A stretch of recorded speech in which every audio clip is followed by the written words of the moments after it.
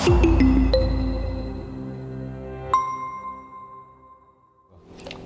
selamat siang teman-teman semua. Bertemu lagi dengan Pusat Kajian Kewirausahaan. Kali ini ada Pak Rocky yang ada di samping saya, yang menjadi tempat saya bertanya tentang hal-hal menarik di sekitar kita tentang entrepreneurship. Nah, ketika kita bicara entrepreneurship, kita bicara tentang kreativitas, tentang inovasi.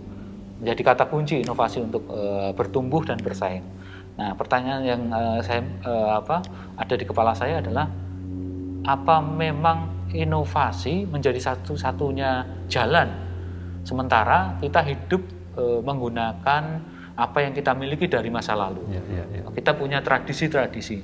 Nah, bagaimana kemudian inovasi ini kemudian harus kita lakukan pada kondisi seperti ini? Ini terkait dengan euforia yang saat ini juga terjadi ya. Semua orang bicara kita harus inovasi gitu kan. Inovasi atau mati, inovasi harga mati seterusnya.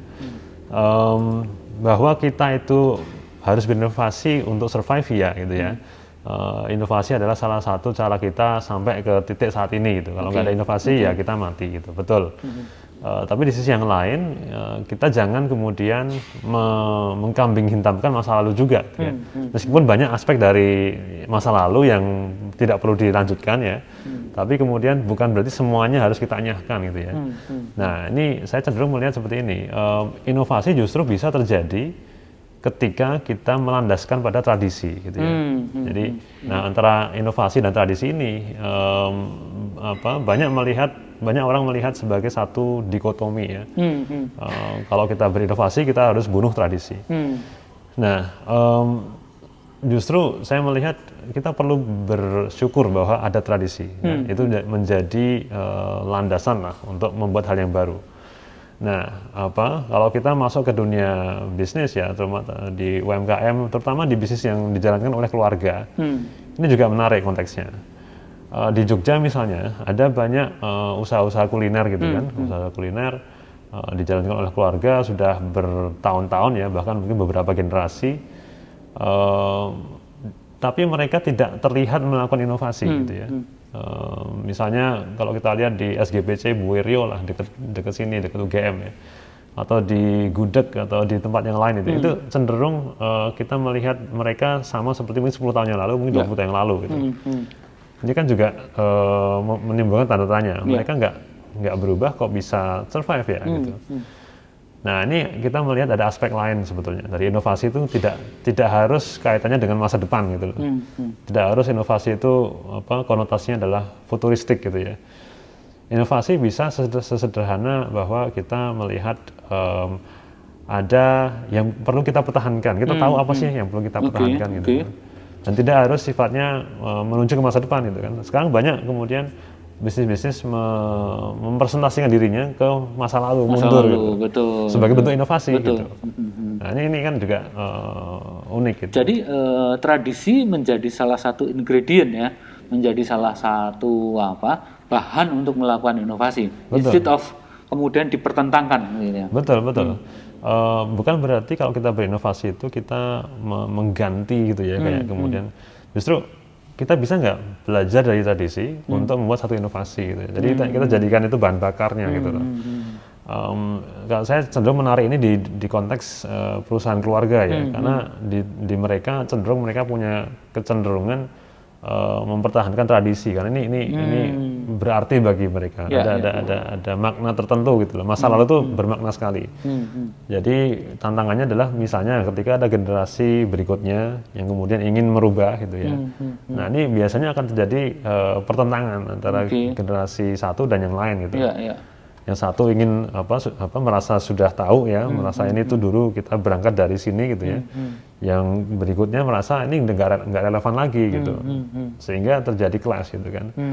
Nah, ini gimana kemudian masa lalu itu jadi titik inspirasi, kemudian tetap mempertahankan sebagian aspek, tapi tetap relevan di masa sekarang. Nah, ini yang jadi tantangan sebetulnya. Nah, tradisi ini kan konteksnya luas ya. Ada konteks itu tradisi sebagai budaya masyarakat, ada tradisi berkait dengan cara hidup satu kelompok atau satu entitas yang tadi disebutkan, contohnya keluarga begitu. Okay, okay. Nah, di dalam bisnis, seberapa kemudian tradisi ini bisa menjadi alat bersaing, dan seberapa kemudian tradisi ini bisa menjadi burden dalam bisnis? Ya, ini dua sisi. Tradisi karena dia berkaitan dengan sejarah, berkaitan dengan masa lalu, perjalanan satu organisasi atau bahkan perusahaan, itu punya keunikan tersendiri.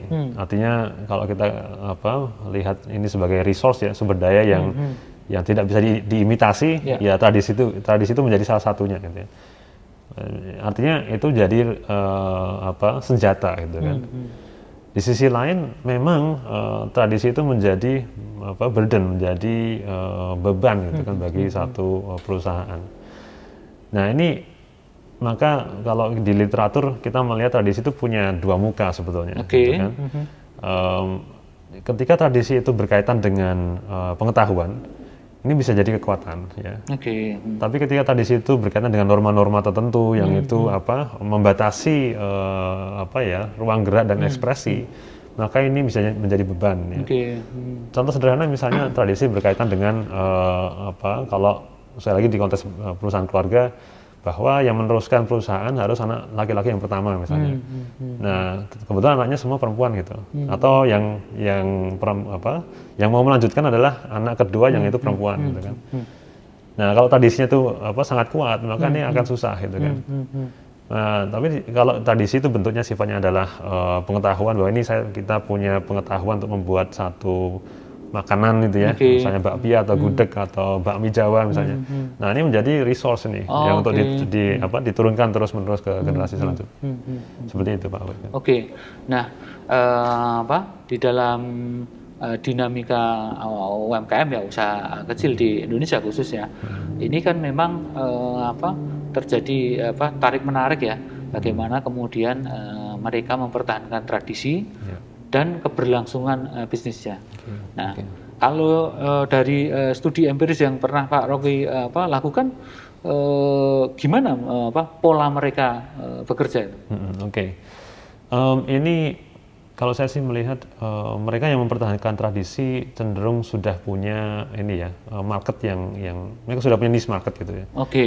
Artinya mereka meskipun kekeh, kita tetap akan mempertahankan tradisi, nggak masalah. Jadi market itu sudah tahu gitu, dan market memang mencari tradisi itu, sehingga itu mempertahankan posisi dia di pasar gitu ya. Nah, ini terutama untuk perusahaan-perusahaan yang sudah tua gitu. Tapi untuk perusahaan yang masih muda, di sisi lain dia juga tradisinya masih belum begitu kuat gitu kan. Dan dia cenderung mengadopsi tradisi dari lokalitas yang ada gitu ya. Ya, misalnya ada satu produk contoh sekarang ini di Jogja bakpia gitu kan. Bakpia itu kan tradisinya Jogja. Tapi kemudian diadopsi oleh produk baru gitu kan, dengan kategori yang baru juga, bakpia kukus dan seterusnya, itu kan model baru gitu. Nah, ini kemudian menjadi alternatif gitu kan, untuk mengkapitalisasi tradisi yang ada di daerahnya gitu. Tapi untuk produsen bakpia yang lain yang sudah berpuluh-puluh tahun, ya dia akan mempertahankan itu karena memang itu posisinya sudah masuk ke pasar dengan bentuk dan rasa yang seperti itu gitu. Nah, jadi ini kita juga perlu memilah-milah, ini perusahaan sudah lama atau masih baru gitu ya. Kalau sudah lama dia cenderung punya power untuk mempertahankan tradisi. Kalau masih baru dia ya mau nggak mau harus inovasi gitu. Gitu. Menarik sekali. Jadi dalam konteks entrepreneurship jarang sekali kita membahas tentang tradisi. Selalu kata kuncinya adalah inovasi dan kreativitas. Tapi ternyata di dalam praktek di lapangan, tradisi memegang salah satu peran. Bisnis bisa menjadi senjata untuk mendapatkan keunggulan kompetitif, untuk bersaing, tapi sekaligus kalau tidak dikelola dengan baik bisa memberikan masalah pada bisnis. Jadi menarik sekali, Rocky. Terima kasih teman-teman semua. Kita akan sambung dengan video-video interaktif lainnya. Ciao.